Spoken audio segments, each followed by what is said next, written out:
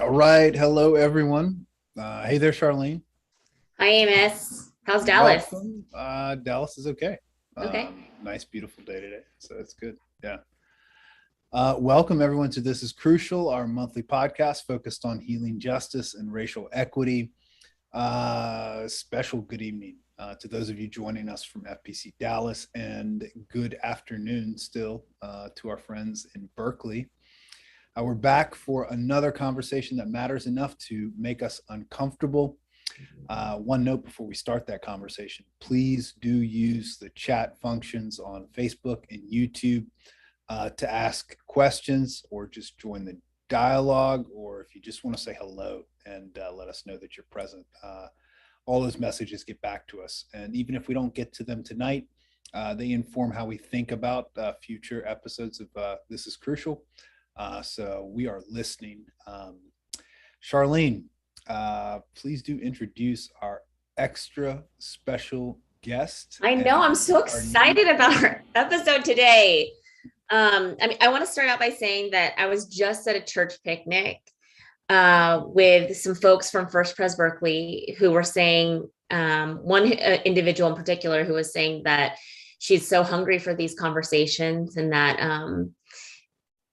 a lot of people in her community don't have the energy for these conversations, because it is, and we've noted that it's hard and challenging. So that is not lost on us, that sometimes at the end of this hour, whether you're just participating by listening or participating by continuing the conversation, that you might be tired or exhausted or anxious or frustrated, and I think that our guest today is going to have a lot to say about that. But I do want to continue to encourage us to exactly like Amos said, have conversations that matter and that are important.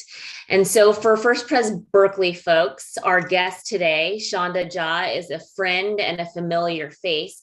To our Dallas folks who have yet to get to know Sandhya, well, just get ready, because you're going to become a huge fan in under the span of an hour. Sandhya has worn and wears a number of different hats, from pastor to preacher, consultant to community organizer, and an author working on their 5th book, with the best title of a book that's ever been written I've ever heard before in my entire life. Y'all are about to hear it. And so based upon that title today, we're talking about ancestors, our ancestors, those that have gone before us and those who have paved the road that we travel on, whether we are aware of it or not. And I think this conversation is a sacred reminder that our experiences, our struggles, our conflicts are not new. Obviously, we're seeing this across the seas in Ukraine right now, that while our struggles are current, they come with deep, painful and beautiful and flawed and human histories. And so we want to delve into that today. So Sandhya, if you would tell us a bit about your story, where you came from and who you come from. Absolutely. Thanks so much. And I'm so grateful to be a part of this. I think it's a beautiful series.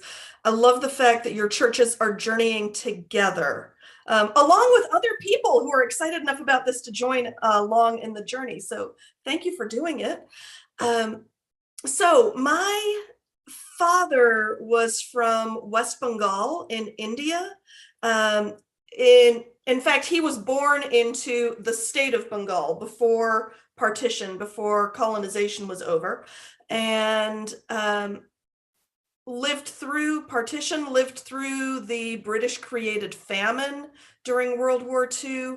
And my mother was born in a small mining town outside of Glasgow, Scotland. Although if you ask her where she's from, she might tell you she's from this beautiful little island just off the coast, because that was where her grandmother lived, and that's her happy place, where she spent all of her summers. So it's interesting, because the landscape that shaped my parents is nothing like the landscape that shapes me. My father grew up in a very small, very poor village that was incredibly remote. My mother grew up in post-war Britain, and I think we understand what post-war means in the US, but she she was 10 years old before they stopped using ration coupons. She was shaped by a culture where the adults around her said, follow what the government tells you. That's how we don't get blown up. Right. And so for them to grow up in those landscapes means even though I haven't experienced war the way that my parents did in very different ways, haven't experienced famine, haven't experienced dire poverty, and yet those generational experiences actually make me who I am in some pretty important ways. I mention that not to say, look at how unique I am, but because I think that that's actually true of everybody. I suspect you two have some stories along those lines as well. I mean, yeah, I think that even in our pre-conversation about this, which was just so fun because from our very different kind of locations, we had so much in common just in terms of the conversation around ancestors. And Amos, I don't know about you, but I went and did some homework and talked to my parents in preparation for tonight about the concept of ancestors. So I won't tell any of your story, but for mine, it's actually crazy because I have a really fascinating lineage, if you will, but I didn't learn it actually through my parents. I was sitting in the library at Princeton Theological Seminary when I went to seminary. And there was this like one little room in a certain, in the section of the library that was kind of had an Asian decor motif and was really quiet and relaxing. So I always tried to get a spot there. And I look on the wall and I see this picture that looks so familiar. I'm like, that picture is in my house. And yet it's at Princeton Theological Seminary. And it's a picture of a white missionary, an American missionary, and 8 Korean men, and one of whom was my great-grandfather. And so the gentleman, the American gentleman in the picture is the Presbyterian missionary Samuel Moffett. And my great-grandfather was one of the first graduates of that Presbyterian seminary and the first moderator of the General Assembly in Korea. And this was before it was North and South, before it was divided. And so I didn't even know, it wasn't like I was going into the family business at all. I had no idea about my ancestry in that regard. I'd come to find out even more beautiful and fascinating things about how actually my great-grandfather was the one who told the missionaries, it's actually time for you to go to your native land. In order for Christianity to flourish here, it needs to become Korean. And I mean, obviously Christianity is flourishing in Korea, which is just a crazy concept to me. And we'll get into this later, but I was talking to my parents recently and my mom, and she said, ancestor worship was really frowned upon once there was a lot of conversions to Christianity because it was viewed as competing or a sinful type of a thing to worshiping God. And so conversations around who your ancestors are, how you venerate them, how you respect them became like a really touchy area. And so it wasn't a conversation that I don't know my great grandfather. I don't know my lineage pretty much beyond my great grandfather. But like you said, I feel in every story that I hear, I'm like, oh, I bear a part of their story in mine. Yeah. Amos? Yeah, we our ancestors never disappear, because our names are caught up in their stories. And so where I'm from, Ethiopia, and especially the part of Ethiopia where I'm from, we trace our lineage back by like interlocking our names, right? So my last name's Disasa, but even though we trace our lineage back through like the male side of the family, all of the males in the generations above me had different names than Disasa. So in other words, my son's name in Ethiopia is Abraham Amos. Amos is my first name. Abraham is his given name. My name's Amos German. My father's name is German Disasa. And then you get Disasa Trua, Trua Bunea, Bunea Gopo, Gopo Wolde, Wolde Jato, Jato Chefi, Chefi Wanegi, Wanegi Bilo, Bilo Abilo, right? So Abraham's the 12th generation. So yeah, it's there's also like physical landmarks that are in our village. We know from Abote Chefi, which is I guess that would be Abote being in Abote Chefi, sorry, that still carry the names of all of these forefathers. So I'll tell you about one big, huge tropical tree that's above our home in Abote, where we're from. It's called Giltugopa. That's right. So oak of Gopo, and is how you translate it. That tree was planted on the grave of Abu Gopo, so one of the people that I just named. And then you get like the source of the stream that's in our village. It is in Abote is called Lega Gopo, so that would be like Gopo River. And it's not like these names were given by like the provincial government or the local municipalities. These are just names that our family ascribed to this river, right? So anyway, we trace our we every time I say my name, I'm actually recalling the names of all of our ancestors. And so and I think it's a trip, because my birth certificate, when I was born, it's if you look at it now, like it's got marks, it's marked up, white out, things have been crossed out on it. I mean, there's letters in my name that have white out on them, and then my dad just wrote different letters on there, so the written history is not as it's not as significant for us as the oral history, so that's the part that matters for us. And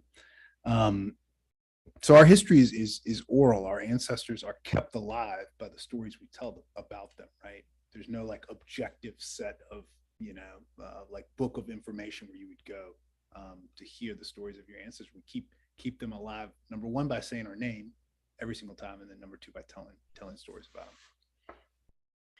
Well, and I think that that's a really important point, because I think the stories about our ancestors tell us a lot about who we're being invited to be, what we're being invited to value, what we're being invited to prioritize. There's a story that my family tells a lot about my great-great-grandmother. And she was widowed early. She had one son, and who was supposed to inherit the land, because patriarchy is a thing. Oh, let me say, patriarchy was a thing. Thank goodness we got rid of it. But back then, patriarchy was a thing. And so she didn't have any rights to the land. Her son was going to receive it. And somebody in the village poisoned her son, killed her son. I've seen pictures of her with her eyes clouded over. And the story that my family tells is she cried herself blind for love of her son. And the reason that story matters so much to me is because it's my family saying, here's what a mother's love looks like. And really, mother's love is considered the most sacred form of love, not just in our family. There's a cultural and a religious element to that, that's certainly saturated into Hinduism, which is what my family in India practices. And so there's something remarkable about the fact that that is clearly the narrative that is being passed down whenever that story gets told. There are other things going on in that story. It could have been a story about the injustices of patriarchy, right? It could have been a story about how the notion of property as something that people can own will kill us. Right? There are multiple narratives we could get from that story. The story my family tells is she cried herself blind for love of her son. And I think that that's interesting, because I don't know that we always go back and exegete our family stories in the way that you all, as good Presbyterians, exegete the scripture. But it's something we can do, and maybe should do. I mean, yeah, it's what everything you just explained sounded like biblical, scriptural, how we go back to the text, how we, there are so many different angles and facets, and how we retain those stories. I'm thinking about recently, the seminary I went to is stripping the name of the chapel. Because I mean, in our last conversation, one of our wonderful guests and amazing members at Dallas was talking about his own heritage and ancestry as it relates to the KKK. And so as we move forward in this, how do we talk about our ancestors in a way that we retain them honestly? What is the role of erasing histories? Or, I mean, it's a complicated conversation. I mean, the ancestors are the entree point. But I'm curious about that. And honestly, like, why are you writing it? And please, can you share your title already? It's the best title, please. I gotta say, I got special permission. I literally, just before we got on, texted my publisher, and despite the fact that he's supposed to be taking the Sabbath off, he texted me back and said, with this particular audience, okay, you can tell them the title. It's been embargoed up till this point. This is the first public audience that's hearing it. The book is called Rebels, Despots, and Saints: The Ancestors Who Free Us and the Ancestors We Need to Free. And I think part of why I wanted to embark on this, there was a very kind of cockeyed, optimistic reason I wrote this book, which is most of us come from the 99%. If we hear the stories of the regular people that we're from, it can help us realize our own power. That was very much where I was coming from. I was watching activists burn out because they didn't have a spiritual core, but the activists in Oakland who are thriving tend to be the ones with ancestral practices built into their community organizing strategies and even into their, rallies and protests and all of that. I was also very aware that I worked with a religious community that is very anxious and tepid about doing what I think is a biblical mandate of justice. And I think that paying attention to the stories of our ancestors can give us the courage to do what is right, even at risk to ourselves, because that's what many of our ancestors did. And then I came across the hiccup. I can see on your faces, you already know. You wouldn't have started on this project, at least the way I did, because you'd be like, yeah, but. And I stumbled upon the yeah, but while I was doing the research. And the yeah, but is, some of us have pretty awful ancestors. What do we do with that, right? If I love that that your congregant had the courage to share that very vulnerable story. It's such a model for us, and it reminded me very much of some of us have heard of Dred Scott, the man who liberated himself, who found a path out of enslavement and his family. And when his enslavers demanded he be re-enslaved, he went to the court and said, no, legally, here's why I'm allowed to be free. Here's why I'm protected. Here's how the law protects me. It wasn't even just the moral case of no human being should be owned, but an actual court argument.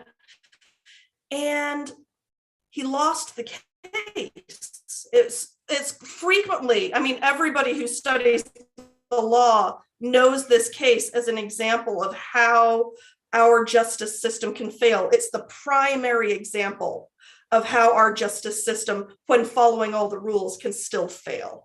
And some people would say was designed to fail, but I'm not trying to make that argument right now. But what I do want to say is, so Dred Scott's descendants are still here and thriving. And so are the descendants of Roger Taney, the Supreme Court justice who determined Dred Scott needed to remain enslaved. The families, the descendants of both of those men have been meeting for years, pursuing a path of reparations, restoration, reconciliation, not just one, but all of those things. What's fascinating is if you listen to some of the descendants of Dred Scott, they're like, these are good guys. They're doing their best. We don't really need more from them than the fact that they're aware of it. Whereas Judge Taney's descendants are like, no, this is not enough. We've got to figure out how to make it right. There's a statue to Taney, and the descendants of his family, they had conversation with the descendants of Dred Scott and said, what if we put up a statue of Dred Scott opposite that statue so that we force a conversation, so that they finally, as ancestors, confront each other and cause us to be in dialogue. And before they could move on that, the activists who, and I am very thrilled that the activists have been taking down the statues of enslavers, of people who propped up enslavement, but the statue was taken down before they could do that. But I think what they were doing invites us to wrestle with some really important questions. What do we do with ancestors who caused harm? I don't know if y'all have had any chances to think about that for yourselves. I'd love to hear. And I didn't mean to spring that one on you, because that one's really deep and I've been thinking about it for 4 years before I came up with an answer. So please, Amos, jump in. That's a good question.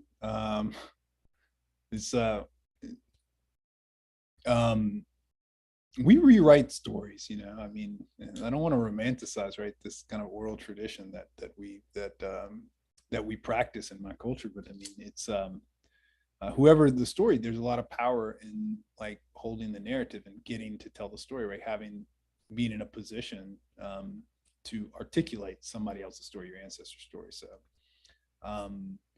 and yeah, I've witnessed, even like with extended family,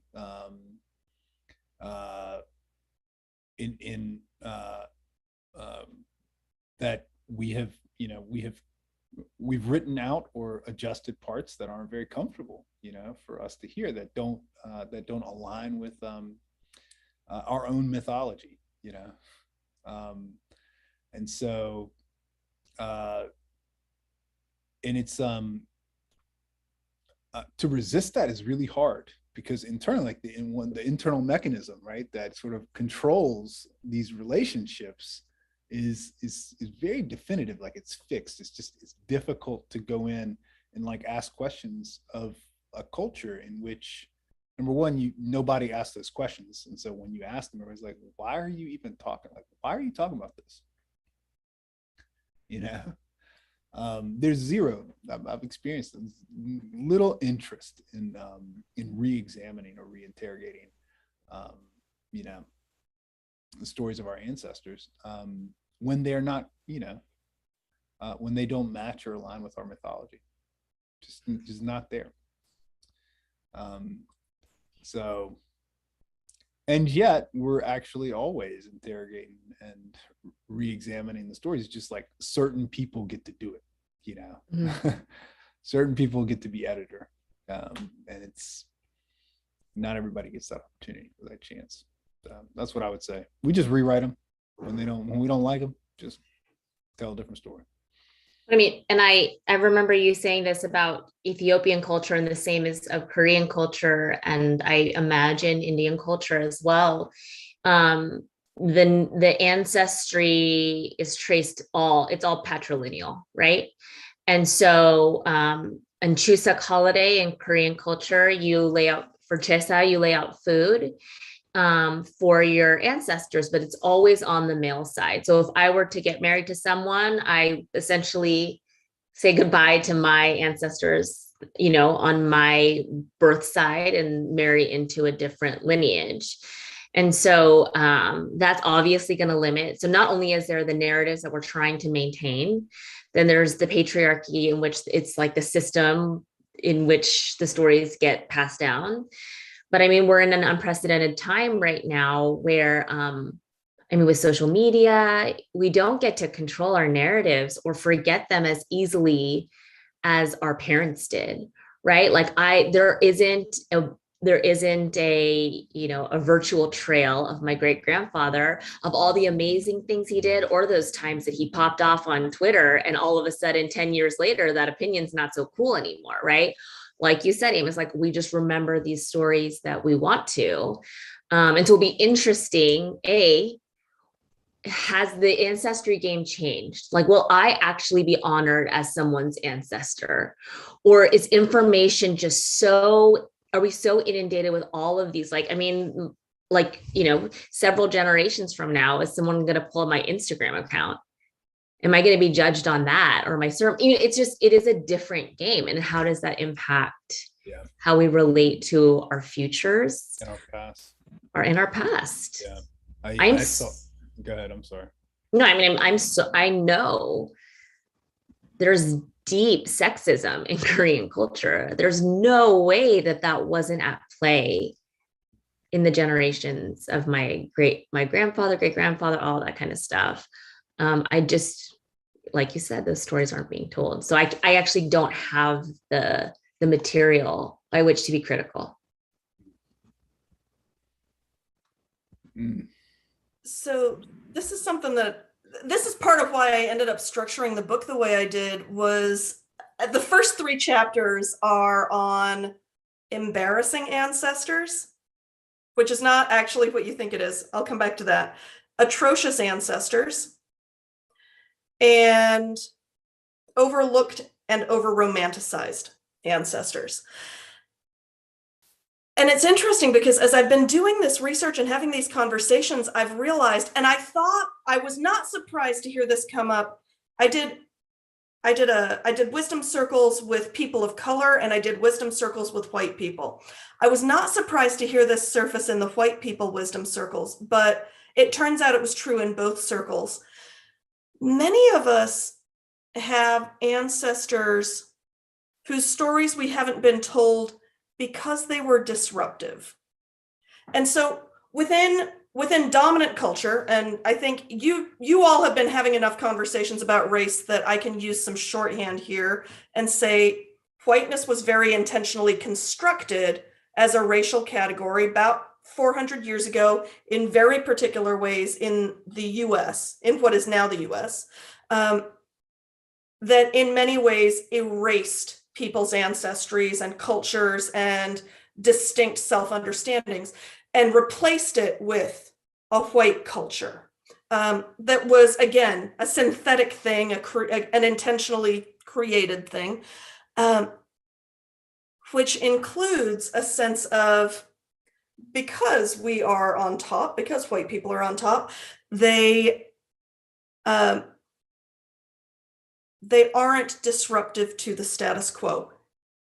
There are ways in which they're allowed to be, but by and large, good citizens, well-behaved people is the desired behavior pattern. Even in places like Berkeley or Texas, where the stories of the radicals fighting against the oppressive left or right or whatever it is are part of the story, there's also very much a culture of don't rock the boat, don't stick out, be polite, be normal. Be normal, I think, is actually the right phrase.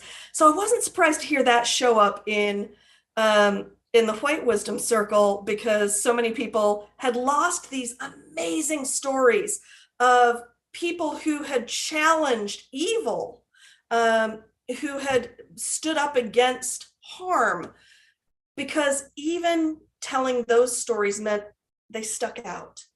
And that wasn't American, it wasn't Midwestern, it wasn't white. Turns out, because so many of our people of color communities have experienced colonization or have been forced into immigration, have had to cultivate survival techniques.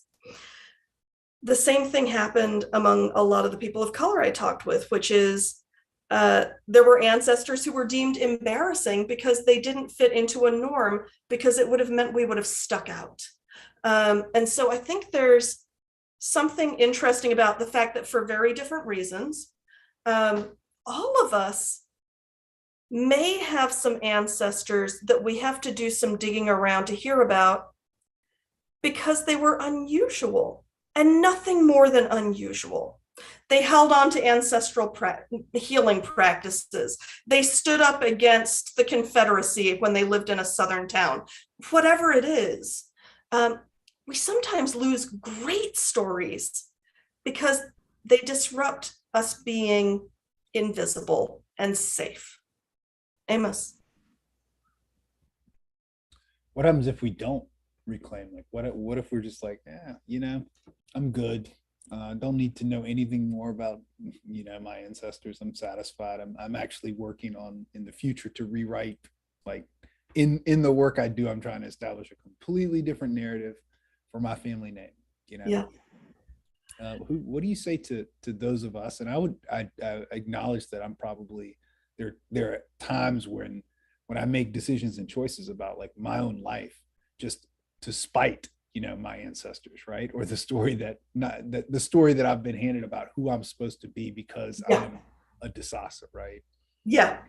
Yeah. So I'll say two things. One of which is, if you don't want to connect with your ancestors, that's fine. I'm not here. I'm a lousy evangelist. There are people who told me I shouldn't go into ministry for that reason. I'm not here to convince anybody of anything. But for those of us who are longing for a sense of connection in a world, and it's interesting because I think it's a different challenge for different people.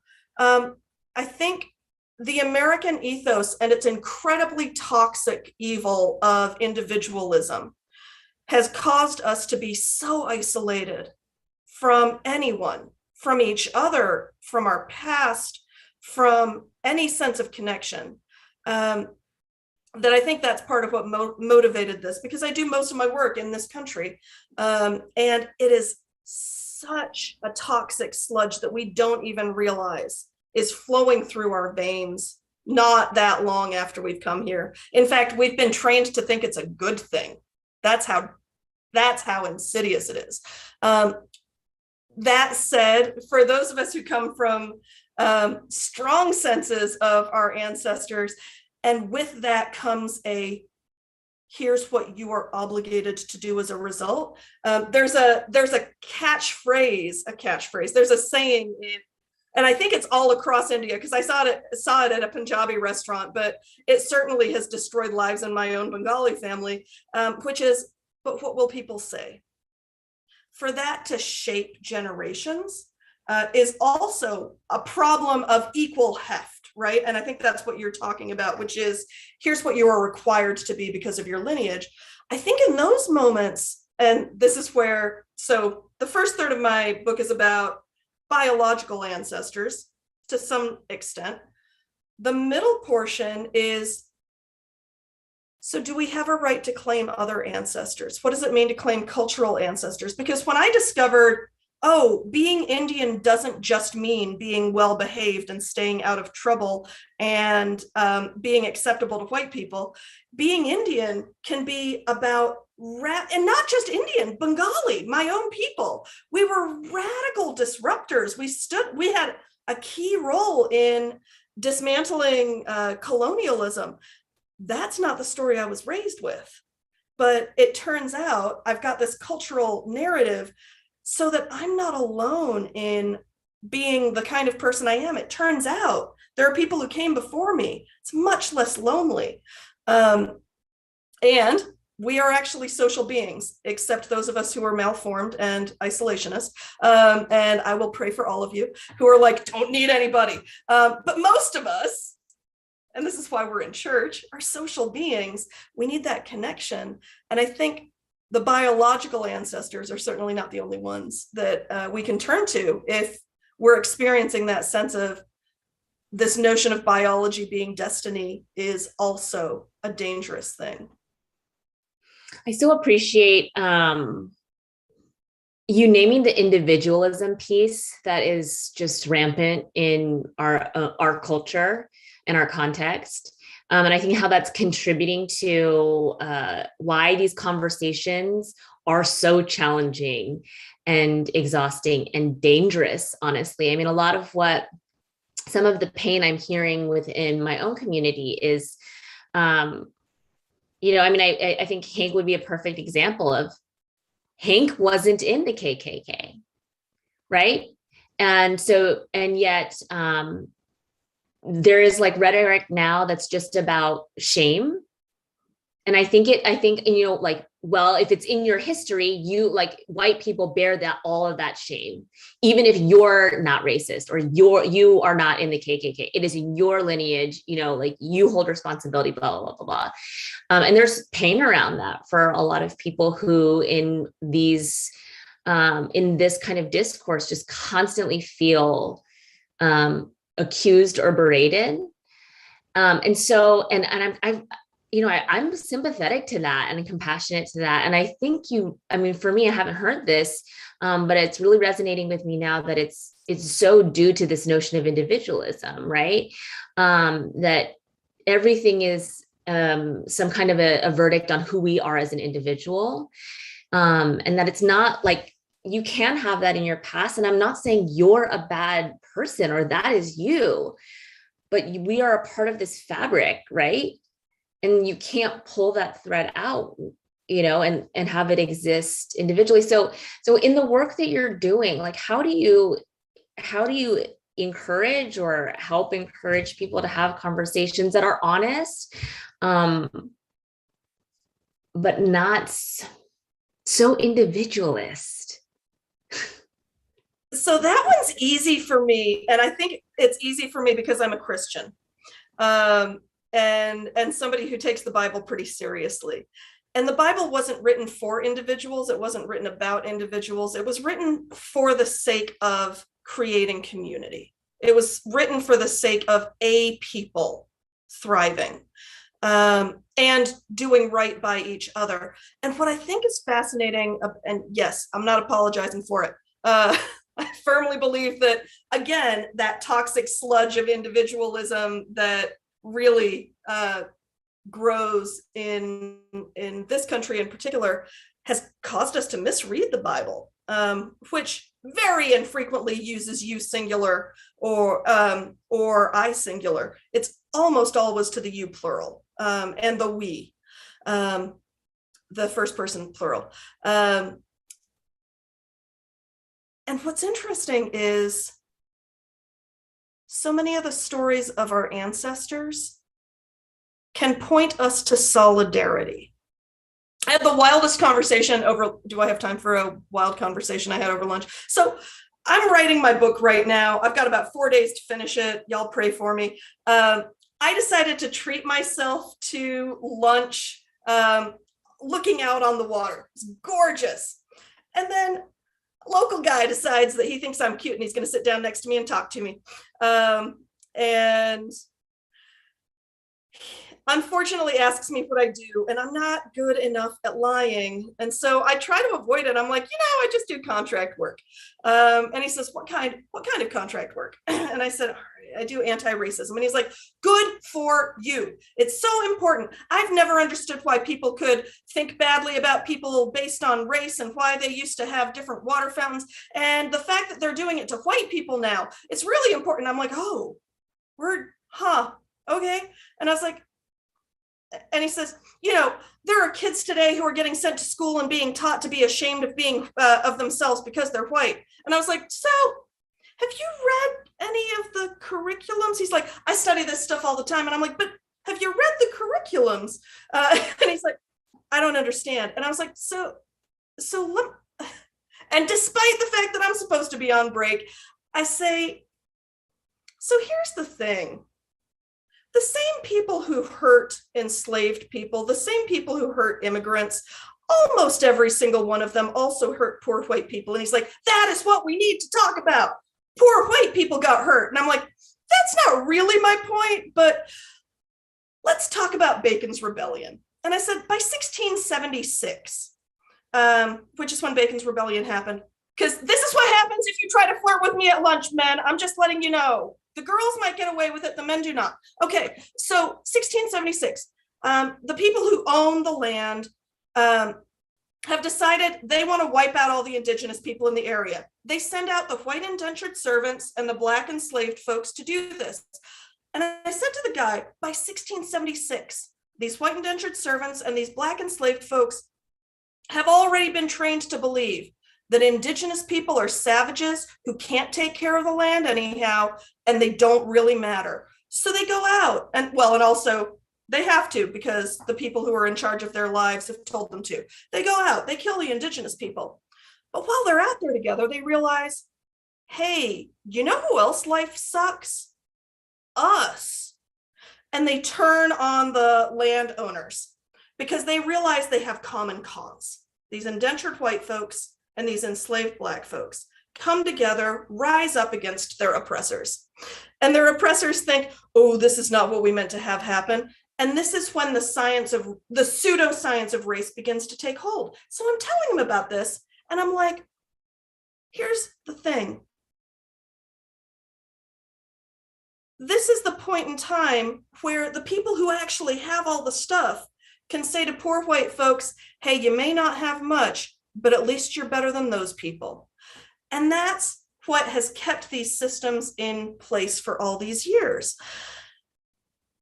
And I think what's important about that is if we look, but also we don't get taught about Bacon's Rebellion. We don't get taught about black and white coal miners coming together to strike. We don't get taught about Chinese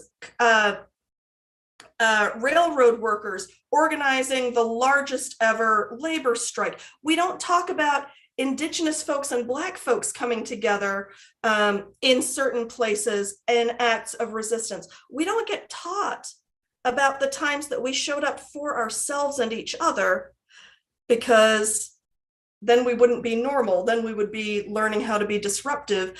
Then we would be a threat. And he's like, that's right. Those things did happen. And I was like, and you know what stories we're getting now? We're getting the stories about Elon Musk and about Jeffrey Bezos, and we're getting stories of heroes who have billions of dollars when they don't pay their workers enough to be able to thrive.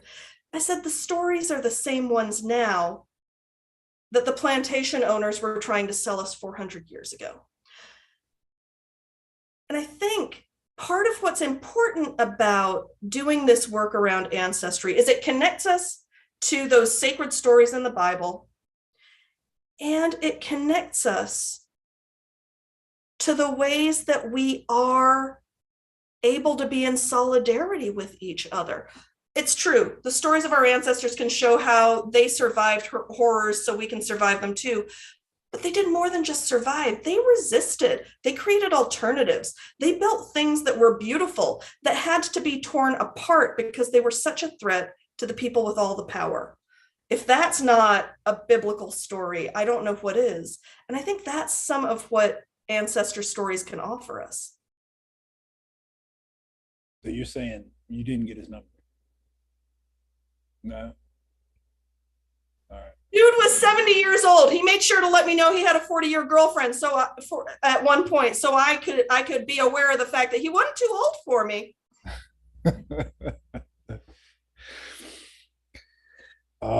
I get. So here, this is it's a personal question. It's a very selfish question. I'm not asking this on behalf of Charlene or anybody else. Related to our conclusions we just made about how toxic individualism is,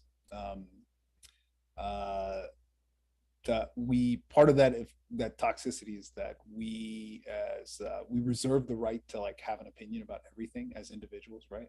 Just everything, everything deserves or demands like our opinion.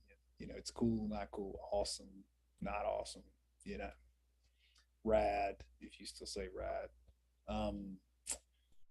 Toxic, not toxic, exhausting, not exhausting, memorable, or how about this, like interesting, that's one I hear a lot now is things are interesting or not interesting. So relieving ourselves of this construct of individualism will also mean letting go of our, like, this demand that we've got, that we have an opinion, or we get to have an opinion, and that everything deserves our opinion, including our ancestors. So this is just me right here, right? Not Charlene, just gonna say that one more time. So how do we rediscover, or just discover for the first time, our ancestors without feeling compelled to call them good or bad people? How do we do that without like immediately determining whether or not like like what our opinion is about them? Because the minute we start forming an opinion, then we actually begin to shape the narrative that we're telling ourselves, right? And so we take it in, we immediately begin taking in the information that aligns with our opinion, and we leave the rest out. So that's my question. I love this question because I think I had said earlier on, the stories we are told about our ancestors tell us a lot about who we're supposed to be. The values we place on our ancestors tell us a lot about who we think we should be. And so I think wrapped up in all of that is this sense of clarity of who we are, as if we have the right to say, but I'm a good person. And that happens all the time in these conversations. You can't tell me I'm racist because I'm a good person. Or, you can't, whatever it is, right? And so that ability to evaluate others is wrapped up in who we understand ourselves to be, or what we should be. And so I wonder if the starting place for that is giving ourselves permission to let God be the arbiter of that, rather than ourselves, about ourselves first. Amen. So that we can open ourselves up to that possibility. I have a co-trainer in the anti-racism work I do, Dave Bell, and he makes me cringe every time he says this, because it makes me do my own work. He says, listen, I'm telling you this history of the doctrine of discovery because my ancestors participated in it. We did harm. And the fact that I'm saying that doesn't mean they weren't trying their best. And he said, I hope 50 years from now, somebody's looking back and saying, that Dave Bell, man, he may have been trying, but he sure was a racist. He's like, because I am trying. I'm trying to get it better than the ones before me. And I'll be real sad if my kids don't do better than I did.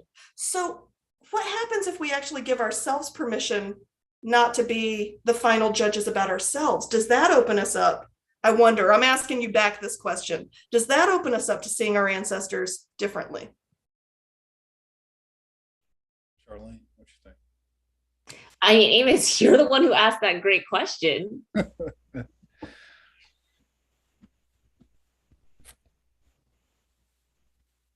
Yeah, I mean,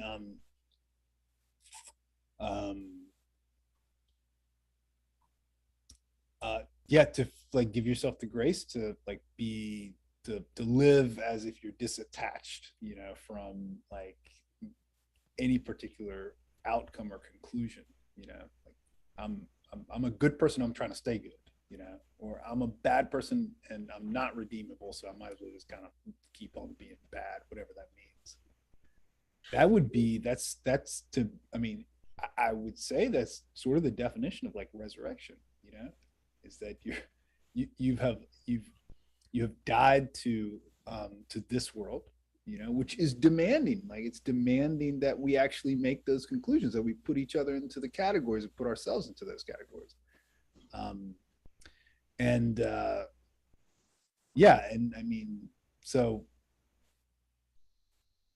That's the work of like discipleship, I think, But we also have some spiritual ancestors, all of us, even if we don't want to claim them, who did think they were arbiters of what was good or bad. God bless John Calvin, but like you said something and I was like, whoa, John Calvin said that. There was...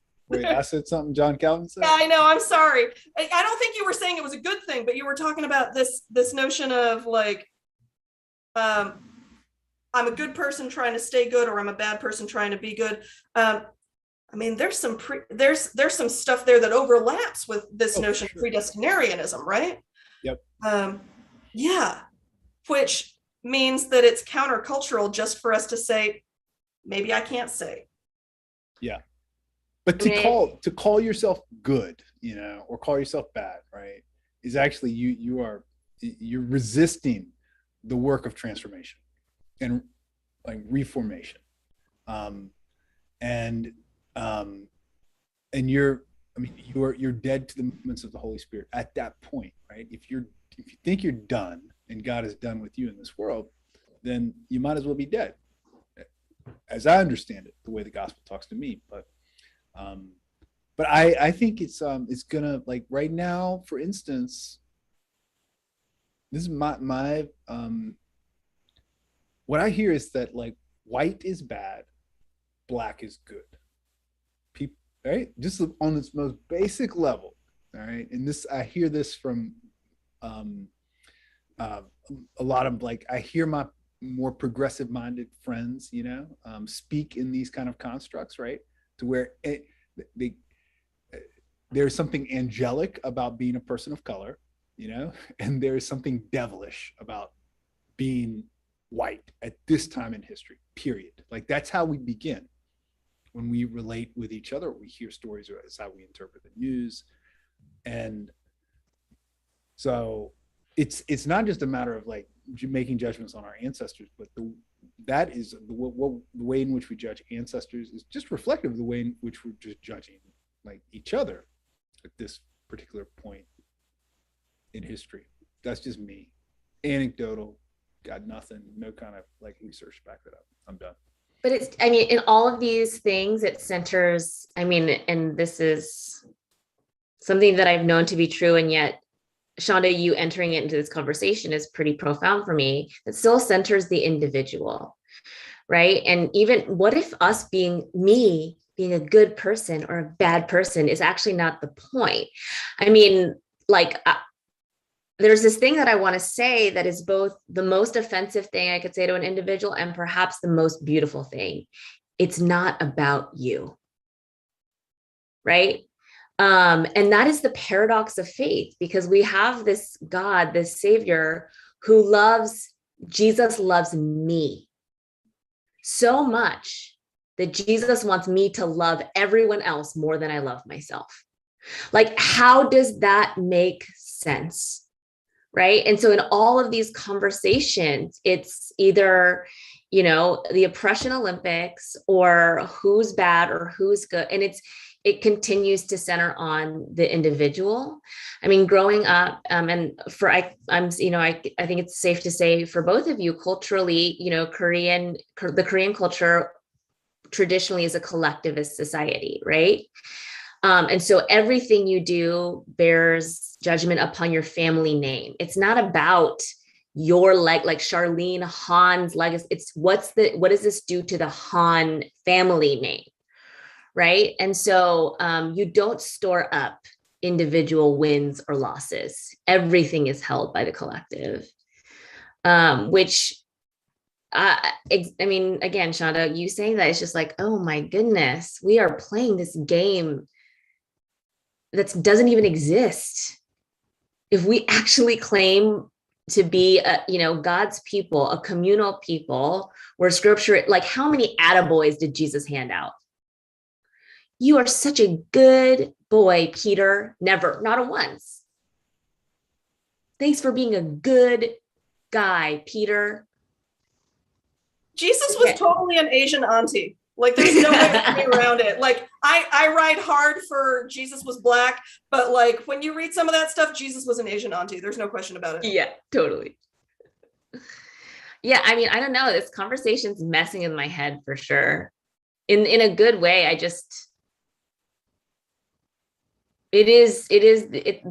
think the nature of the discourse that is happening, that where everyone ends up feeling a bit disillusioned or disenfranchised, regardless of color or, economic status, all that stuff, is because I think we're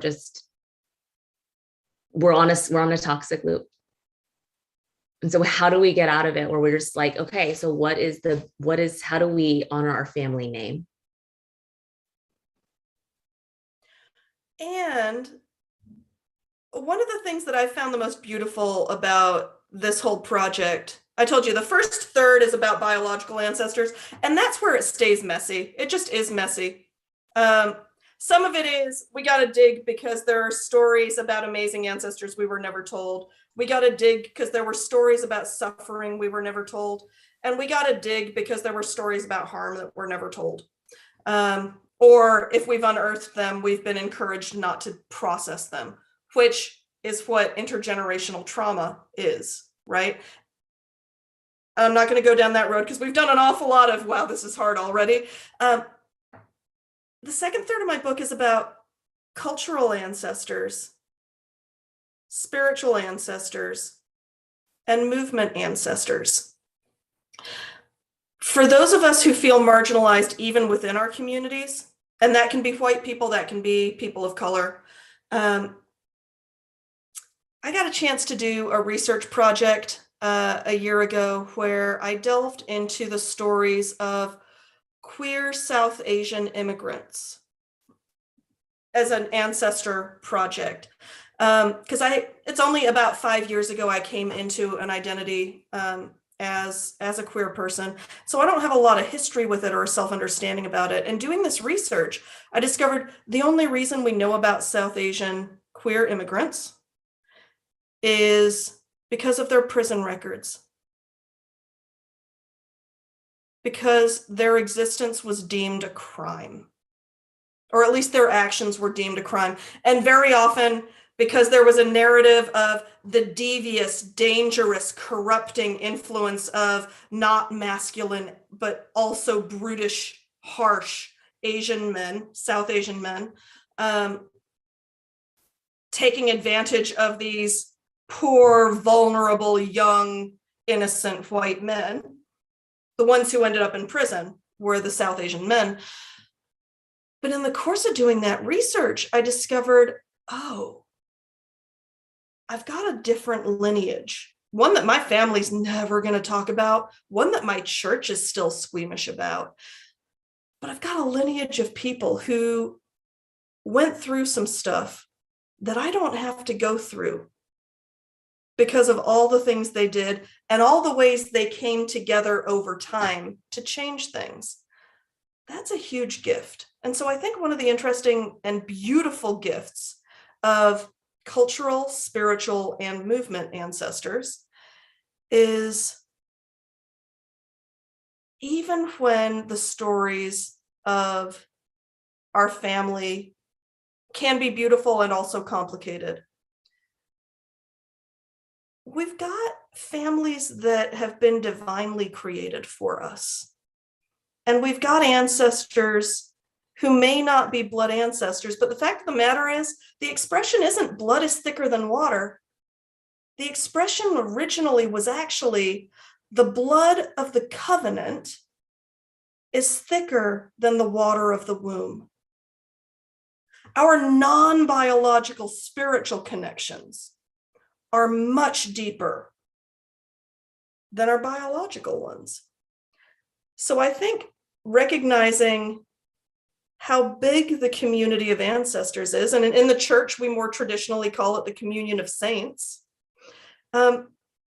gives us an awful lot of encouragement and support to be brave and to be faithful. And I think being faithful is more important than focusing on being good. And I think that's what it opens up for us in some amazing ways. You give me courage. I sleep better at night knowing that you are in this world. The conversations you are inspiring, hosting, encouraging, challenging, the corner of the work that you are occupying is so meaningful. And so I cannot wait for your book to come out.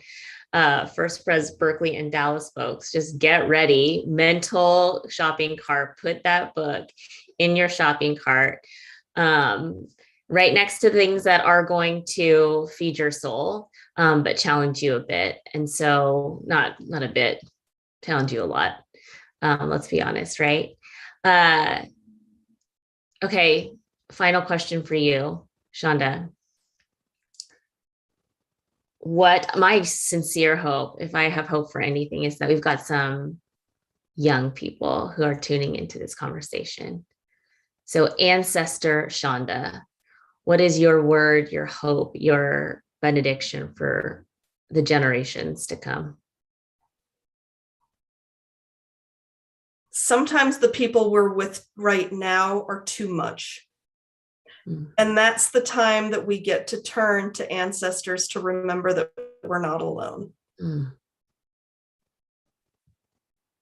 Yeah. That's so beautiful. I just got to confess that one of the things that I've just been struggling with as I don't know if it's pandemic, I don't know. It's it is literally come up in so many conversations. So I don't think I'm alone in this, is the concept of loneliness. Yeah.